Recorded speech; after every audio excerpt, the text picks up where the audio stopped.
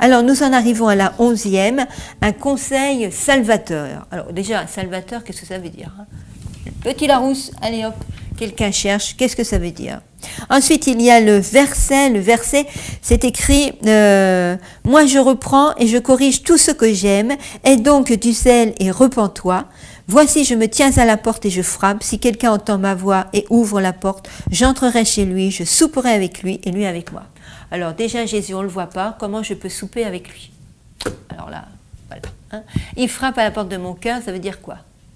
Ça veut dire quoi, frapper à la porte, hein, de mon cœur, et moi, souper avec quelqu'un, dîner avec quelqu'un, ou frapper à la porte du cœur de quelqu'un, ça veut dire quoi, moi, aujourd'hui? Vous voyez, dans le contexte biblique, et aujourd'hui, ça veut dire quoi? Et quel est l'enseignement que Jésus veut me donner?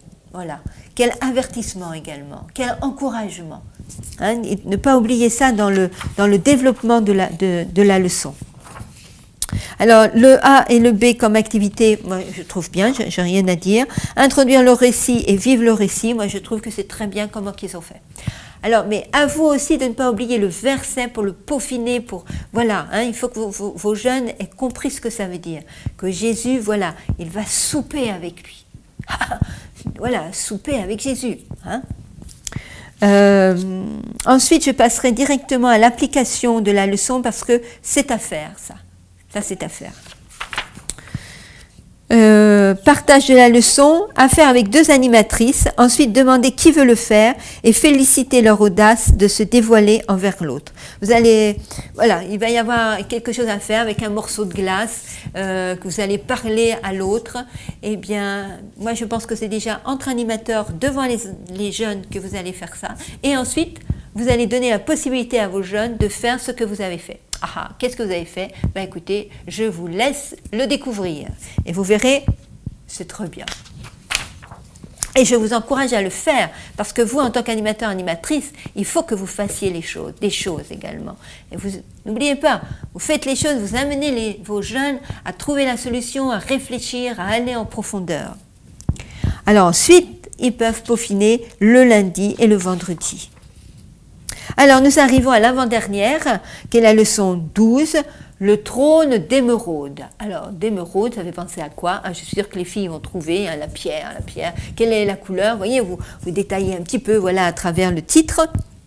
Alors, bah oui, parce que Jean, il va voir donc une vision, en vision le trône céleste entouré d'un arc-en-ciel. Vous imaginez un petit peu ce que Jean a pu voir, hein, ça donne envie. Hein. Il lui fallait beaucoup de courage pour ensuite être de nouveau sur terre, sur l'île, après toutes ces belles images qu'il voyait. Ça n'a pas dû être facile pour Jean.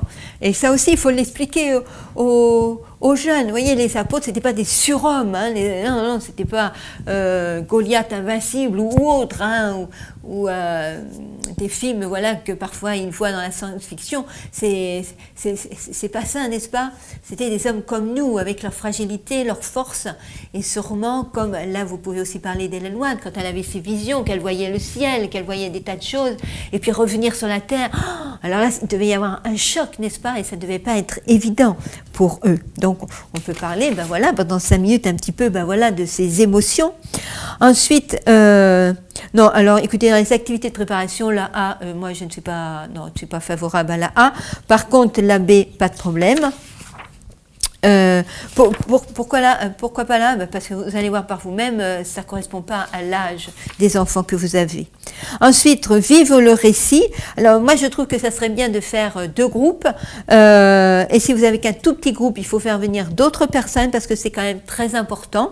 Il y en a un groupe qui va faire par rapport au chapitre 4 de l'Apocalypse, un autre le chapitre 5. Et on écrit au tableau ou sur une feuille ce qui semble important. Et puis ensuite, on va en discuter dans le contexte et puis aujourd'hui. Alors, explorer la Bible, donc là, c'est aussi important de rester aussi dans l'Apocalypse, le premier, donc que moi je trouve. Il y a des scénarios, mais c'est à faire si vous en avez le temps. Et puis, pour clôturer, alors on vous explique quelque chose. Moi, je pense que vraiment, parce que voilà, on est dans le ciel, on est avec le trône, l'arc-en-ciel et tout ça, peut-être qui serait bien simplement de composer une louange sur le fond d'un chant musical que vous connaissez, n'est-ce pas? Je suis né pour te louer, par exemple. Eh bien, de changer les paroles. Voilà, avec vos jeunes, ils vont trouver, changer les paroles qui vont avec la mélodie. Et puis, à ce moment-là, eh bien, un sabbat, vous le présentez. Eh bien, au moment du culte, vos jeunes viennent le chanter. Ensuite, pendant la semaine, alors ça peut être aussi que pendant la semaine, ils cherchent des paroles, hein, vous voyez, ça peut être la première phrase, voilà, 1, 2, 3, les 3 autres, ça va être la deuxième phrase, vous voyez, ainsi de suite, ça peut être ça. On commence dans votre section à l'école du sabbat, ils peaufinent pendant la semaine, et le sabbat, on le chante, ça vous fait un nouveau chant, et on voit avec le responsable DS ou avec ceux qui sont responsables de la liturgie pour le culte, et on chante ce chant. Il faut encourager votre jeunesse à cela. Ensuite, ils peuvent en plus peaufiner par rapport au lundi, au mercredi, ils peuvent faire donc leur choix.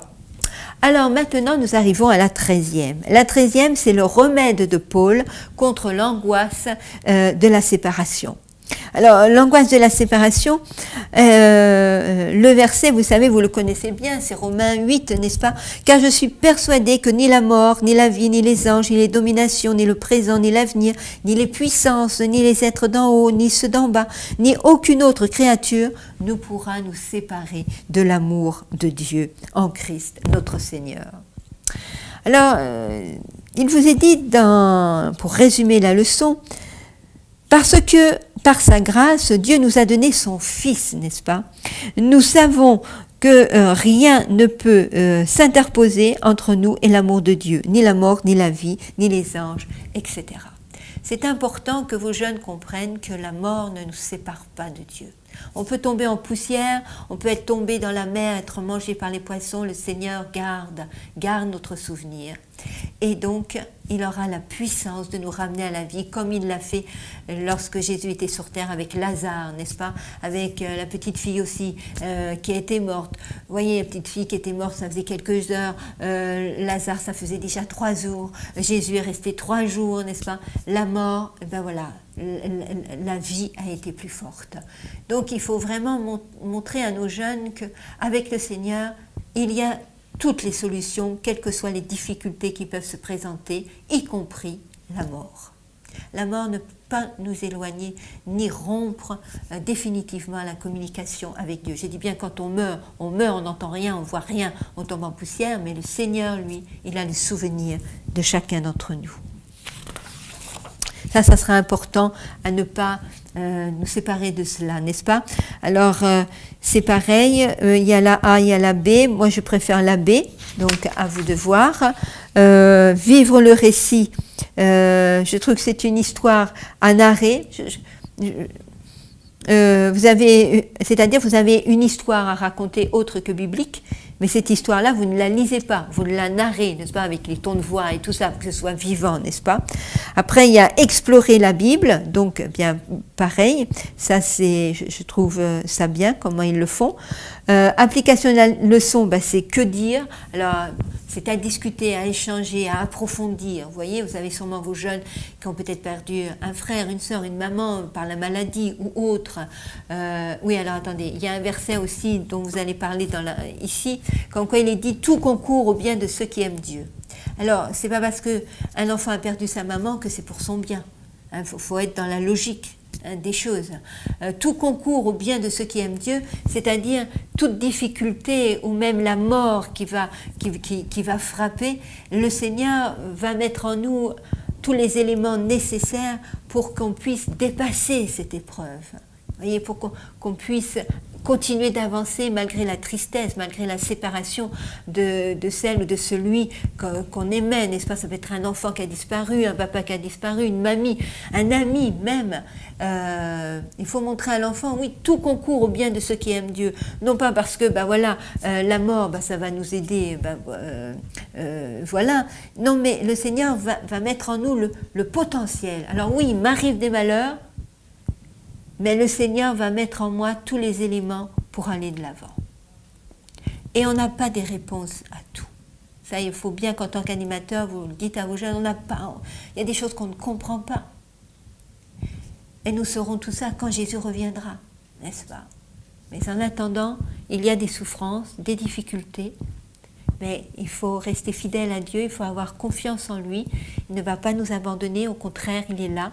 Lui-même aussi est triste qu'on doit passer par là, mais il est là pour nous aider, et nous aider à continuer le chemin, à ne pas dire, à ne pas baisser les bras, à ne pas se détourner de Dieu, à ne pas donner justement raison au mal, mais aller de l'avant, se relever et continuer.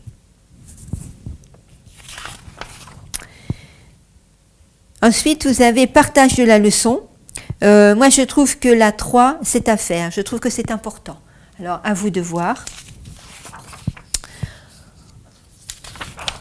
Et ensuite, eh bien, pour peaufiner, justement, vous pouvez demander à vos jeunes, soit le dimanche ou le mercredi. Voilà un petit peu pour ce trimestre. Vous voyez, c'est des leçons très riches, très importantes.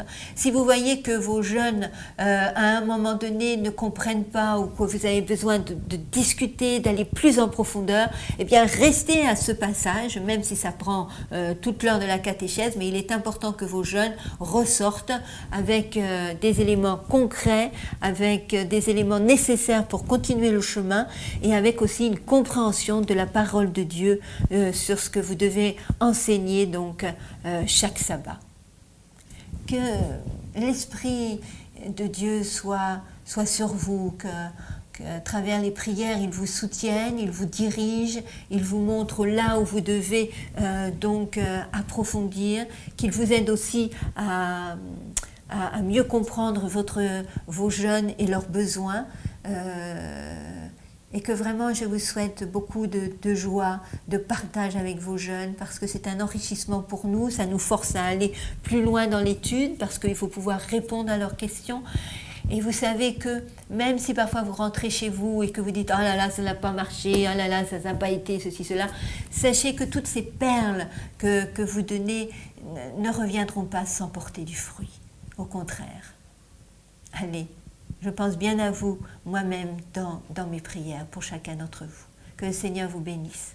À bientôt.